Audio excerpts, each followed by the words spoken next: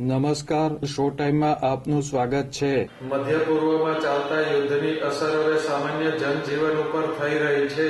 ખાસ કરીને ઉર્જા ક્ષેત્રમાં યુદ્ધની વધુ અસર થઈ છે. રાંધણ ગેસની અછત બાદ હવે પેટ્રોલ અને ડીઝલની અછતના ભયે ભાવનગરમાં પેટ્રોલ પંપ ઉપર વાહનોની કતાર જોવા મળી હતી.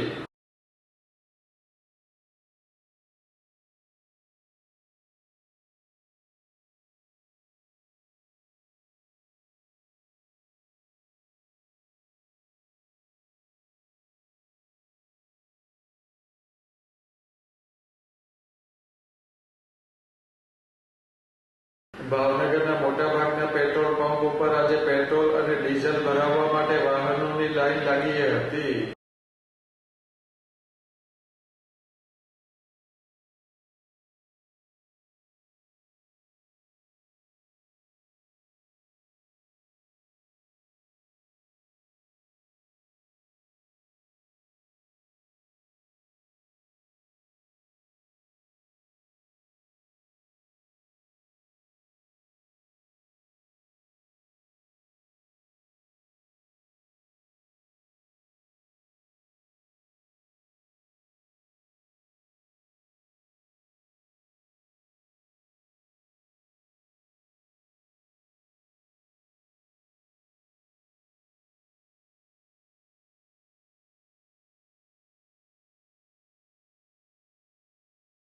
ભાવનગર શહેર અને જિલ્લામાં પેટ્રોલ અને ડીઝલનો પૂરતો સ્ટોક હોવાનું વહીવટી તંત્ર દ્વારા જણાવવામાં આવ્યું છે અને ખોટી અફવાઓથી દૂર રહેવા લોકોને અનુરોધ કરાયો છે.